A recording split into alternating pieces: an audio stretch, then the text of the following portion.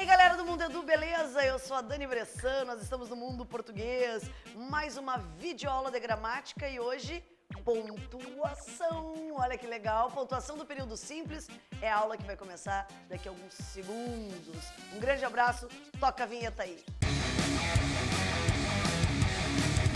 E aí, galera do Mundo Edu, meus guerreiros, rumo ao topo do Enem. E hoje mais uma aula de gramática importantíssima. Já foi questão do Enem, a pontuação, mas é muito importante para nossa redação, tá certo? Então, olha só, vamos começar com pontuação do período simples. Dani, o que é um período simples? É aquele que só tem uma oração, ou seja, só tem um verbo ou só tem uma locução verbal. Como é que eu determino o período? Através do ponto.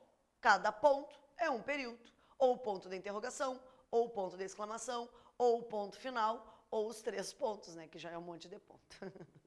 As piadas, sem graça.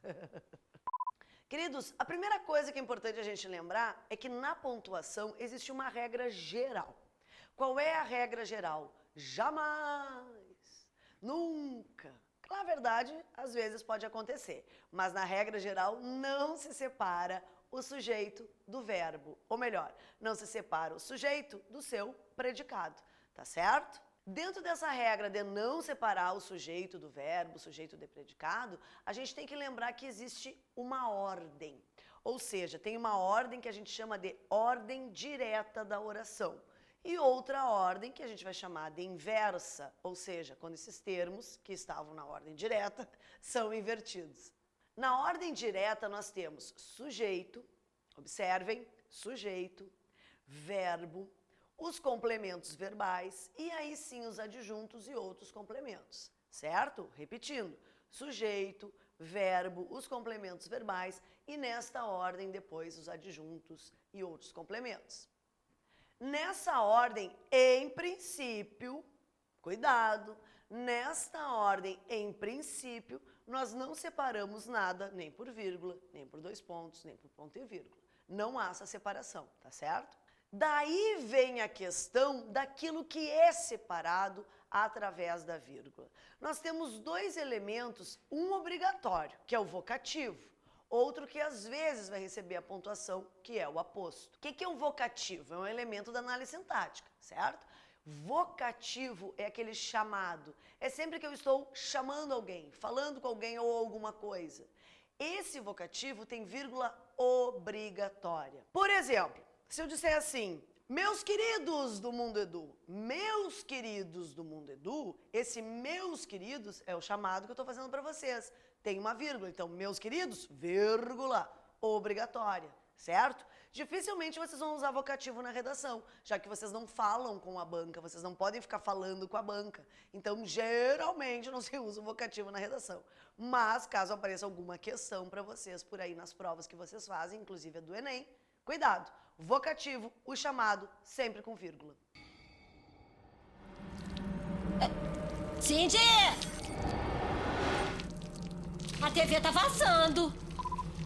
E eu tô me cuspindo. Vamos lá. E existe também o aposto. O que é um aposto? Na verdade, gente, nós temos 3 tipos de apostos, tá? Então, o aposto explicativo, que é o mais conhecido, esse vocês usam bastante na redação. Aquele aposto especificativo, né, quando eu determino alguma coisa, certo? Da explicação, da especificação, da enumeração, o aposto enumerativo. Eu sempre digo para os alunos, o enumerativo, né, que eu vou dar uma sequência, enumerar coisas, e o explicativo, que eu vou fazer uma explicação a mais sobre alguma coisa, esses 2 vocês usam bastante na redação. E esses 2 são sempre com vírgula ou com 2 pontos e vírgula. Por exemplo, se eu falar assim, ó, o Brasil, lá na redação, né, o Brasil, vírgula, país, tararara, vou explicar o que é o Brasil. Ou se eu falar, em São Paulo, vírgula, a cidade em que mais aparecem vítimas de violência contra a mulher, certo? Ó, São Paulo, vírgula, a cidade em que mais aparecem vítimas da violência contra a mulher, vírgula. Porque essa explicação que eu dei sobre a cidade de São Paulo é um aposto e tem que ficar entre vírgulas se for no meio da frase. Porque se vocês forem escrever no final, né, não sei que banana, São Paulo, vírgula, a cidade que mais tem, né, violência, que mais tem índice de violência contra a mulher, ponto final.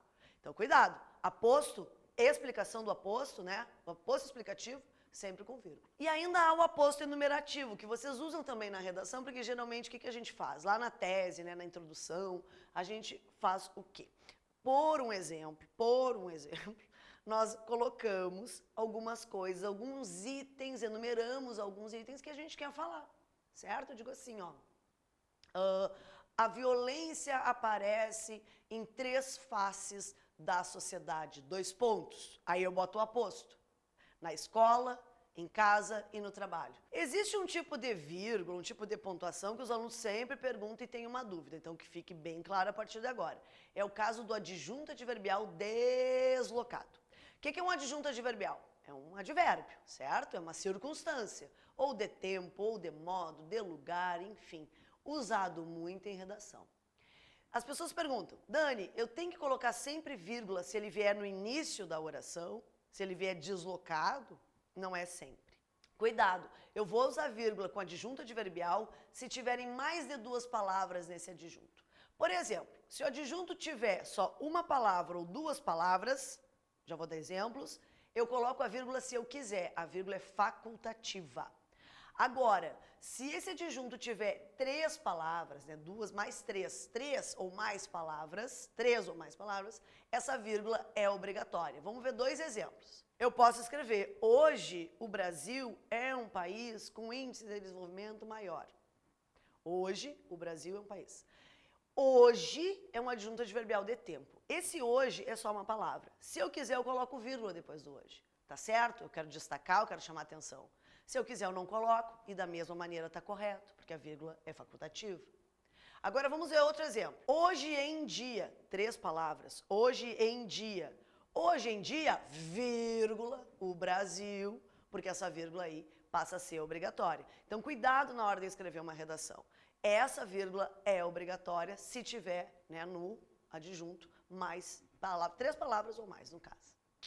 Outro caso comum de vírgula, mas eu não sei se todo mundo usa, não interessa também, vamos saber as regras. O que diz lá? Nós temos o caso do que a gente chama de objeto direto pleonástico ou objeto indireto pleonástico. O que é isso, para resumir?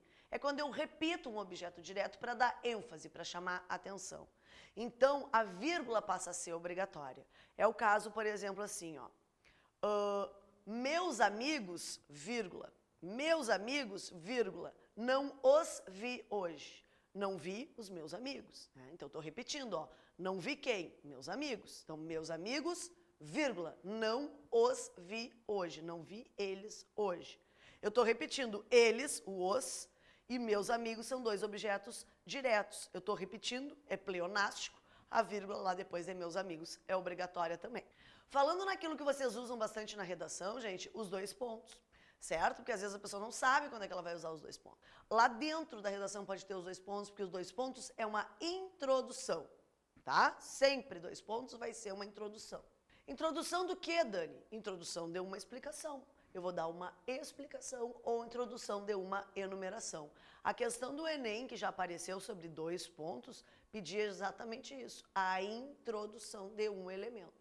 Certo? Então, cuidado. Os 2 pontos também podem servir como introdução. Por exemplo, se vocês colocam lá no título, digamos que seja Olimpíadas o tema, Jogos Olímpicos, 2 pontos. Um impasse político e social.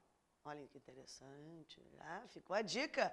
Um impasse político e social é uma explicação que eu estou dando sobre os Jogos Olímpicos e dou aquela ênfase, dou aquela chamada importante com os 2 pontos ali. Certo?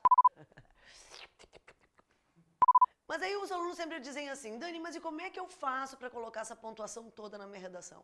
Tem que saber regra de análise sintática. Então vocês têm que saber o que são os termos de análise sintática, que pode ser separado ou não por vírgula. Já falei no início do vídeo, sujeito e verbo não se separa, a não ser que tenha um elemento no meio, um elemento interligado que a gente diz, ok? Por exemplo, no caso quando nós temos alguns termos deslocados, a vírgula ela passa a ser obrigatória, ok?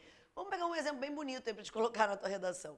O caso do predicativo. O que é predicativo? É uma característica, certo? Atribuída a alguma coisa. Essa característica, se vier no início da oração, no início do teu período, vai ter que ter vírgula obrigatória, ok? Por exemplo, cansados, vírgula. Os brasileiros não aguentam mais ouvir sobre a roubalheira do governo. Cansados, vírgula. Os brasileiros não aguentam mais ouvir sobre a roubalheira do governo. Então, o que é isso? Para que eu faço isso na minha redação, Dani? Para dar ênfase para essa caracterização, para dar ênfase para essa característica, para chamar atenção para essa característica. Então, olha lá, cansados está lá na frente, chama atenção. A banca vê que tu está fazendo uma coisa de ênfase, uma questão enfática, tu colocou a vírgula certinha, os pontinhos estão chegando. Meus queridos, essa videoaula está chegando ao fim. Ai, Dani, que rapidinho. É, curtinho, né? Sem muita pausa, sem muita pontuação, tá certo? Queridos, aguardo vocês em mais aulas de gramática para vocês usarem na redação, na vida, na escola, na casa, na fazenda, onde vocês quiserem. Meus queridos, eu sou a Dani Bressan, um grande beijo. Aguardo vocês em mais videoaulas de gramática, rumo ao topo do Enem, meus guerreiros.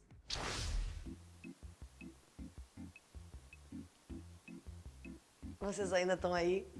Que bom. Queridos, vamos lá, gostou da aula? Muito mais aulas para vocês sempre, tá certo? Então vamos lá, vamos curtir aqui e vamos se inscrever aqui e passar para toda a galera. Beijo!